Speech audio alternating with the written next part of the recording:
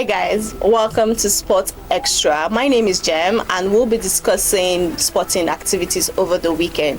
We have our in-house analyst and he is Abdulhadi.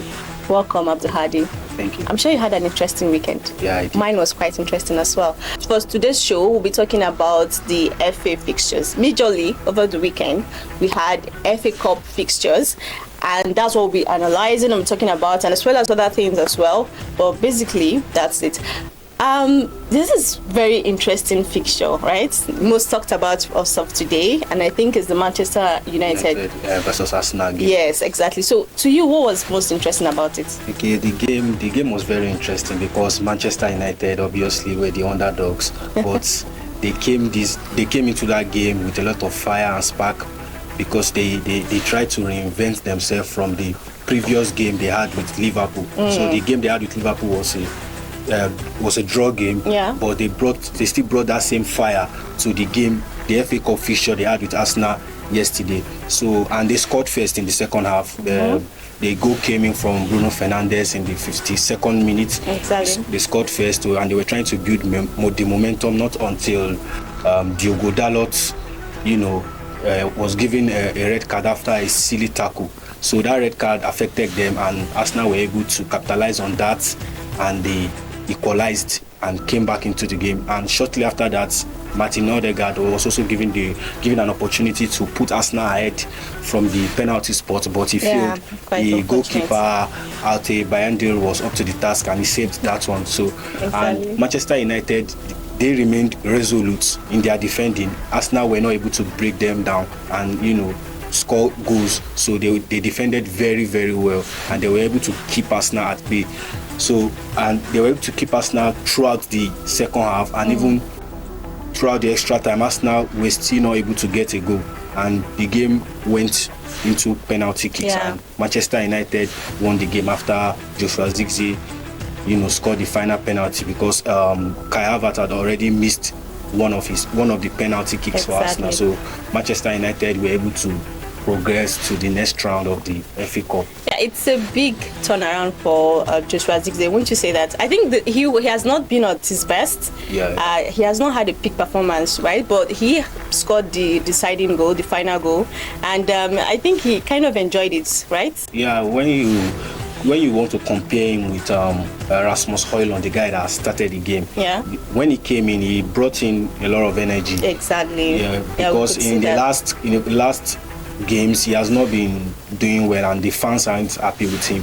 But this particular game, he tried to bring his A game. So he did. Yes, he even had a chance to score, but Raya saved the ball. So I think he's not there yet, but it's a progress. He had a decent game. Yes, the progress from his previous performance. Then let's talk about Arsenal not being clinical, right? They've been struggling with that. Yeah, when you look at the past 2 seasons, Arsenal, they've been struggling with that position, with that number 9 position. Exactly. Arteta has not been able to sign a striker, and I don't know why.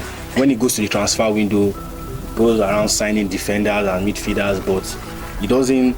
He believes so much in Kai Havertz, and Kai Havertz is not that man that can give you 20, 30 goals. He's not really a striker. Yes, 20, 30 goals a season. He can't give you that. He's just an attacking midfielder. So he has relied so much on Kai Havertz, and I think Kai Havertz is not a striker.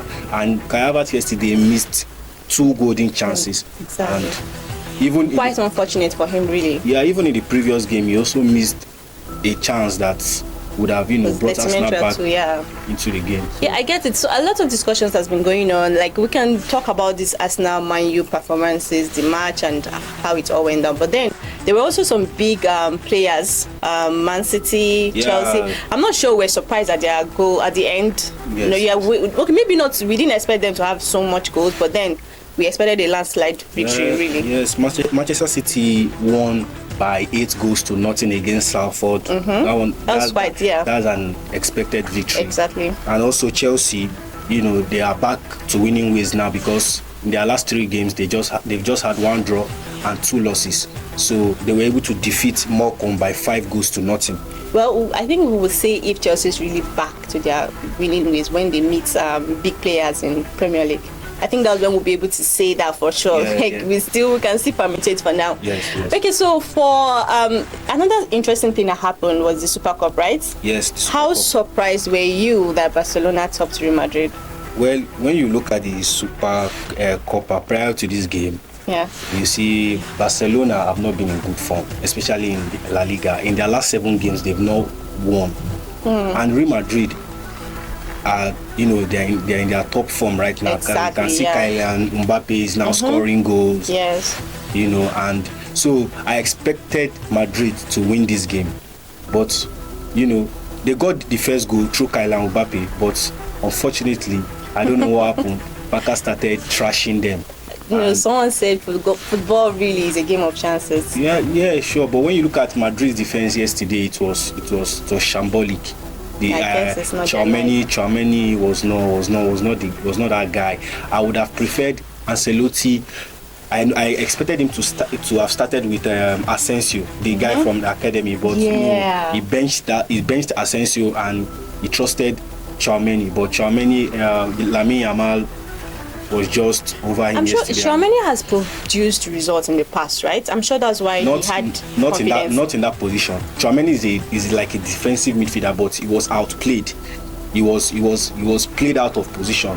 He was played as a centre back yesterday, and he really struggled. When you are not used to playing as a centre back and you are facing tougher oppositions, you are facing the likes of Lamine Yamal, Roberto Lewandowski, and Rafinha, who is in top form right now. Exactly, yeah, Rafinha is in great form. Definitely, he will struggle.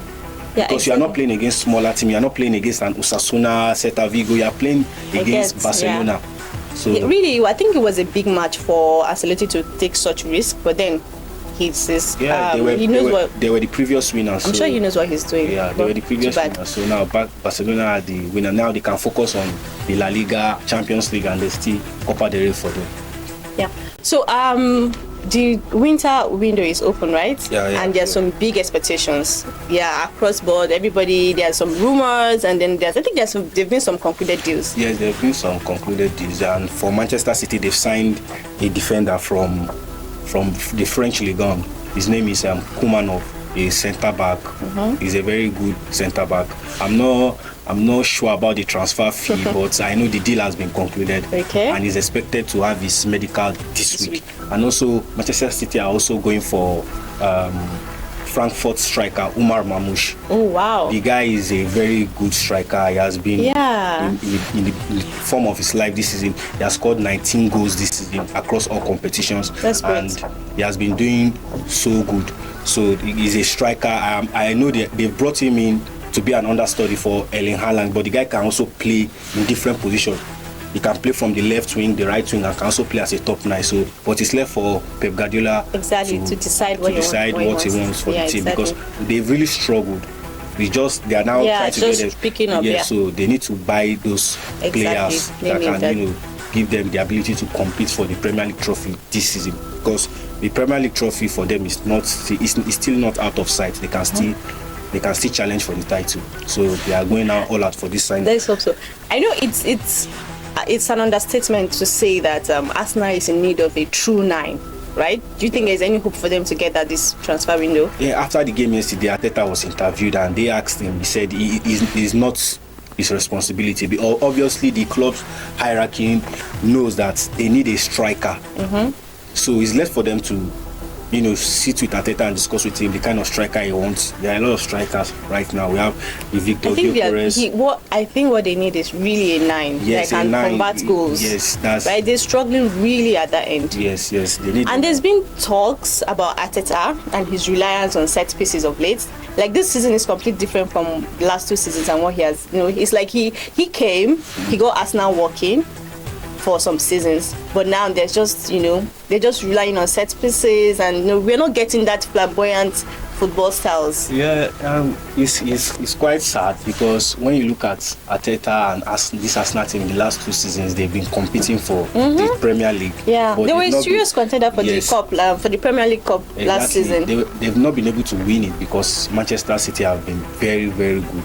So I think this season, Arteta I don't know what happened. They are still playing well, but because they cannot really score from open play, Yeah. they are now relying on set pieces to get their goals. And even yesterday we saw that they were just they were swinging in the corners, trying to force Manchester United to make errors so that they can capitalize on that errors.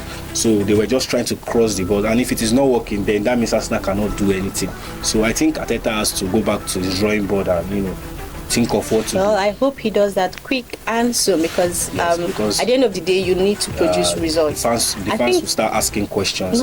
Everybody is asking questions. In fact, I think there are some talks that he might leave.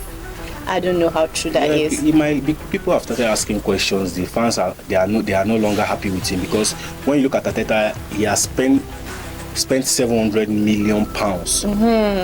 Yeah. In that team, and he has not been able to win anything aside from FA Cup in 5 years, which is very, very bad for someone for a coach that has invested that 700 million pounds in that squad. So it's very sad. If he doesn't win a major silverware this season, I think next season the club's hierarchy and the fans might turn their back against him. Well, let's hope he doesn't get to that. I really wish him well. I wish he is able to turn around the tables and find something, especially during this window season, transfer window, and find something that can maybe pull something out of the magic hat, pull someone up that can help to Arsenal to combat goals. On forward, next fixtures, right? I think we have some very interesting fixtures coming up, especially. Okay, let's start in the FA Cup. Yes. In the FA Cup, Manchester United face Leicester City. That's how do you think that will go? How do you think it will go? The match is going to be an interesting one, because the Leicester City's coach Ruud van Nistelrooy is the former assistant manager to Erik ten Hag, the former manager of Manchester United. So he's coming back to Old Trafford. So the fans they can't wait. Yes, they can't wait to have this fixture. So it's going to be a nice one. I'm sad to know that eventually one of them will have to drop. Yes. Oh, that's too bad. And that means someone from the lower league will be qualifying for the next round. Definitely. Yeah, sure. So we have Chelsea and Brighton, right? Yes, Chelsea will face Brighton. Brighton will host Chelsea at home. Yeah, and also Liverpool will travel to Plymouth. Aston Villa will also face Tottenham. Birmingham will host Newcastle. Everton will also face Bournemouth. Wolves will also play Blackburn. Yeah. So quite interesting. I'm sure we're all looking forward to next FA Cup fixtures, as well as next weekend, which also promises to be an interesting weekend. And guess what? We'll be here to bring you all of that juice, all of that sporting activities.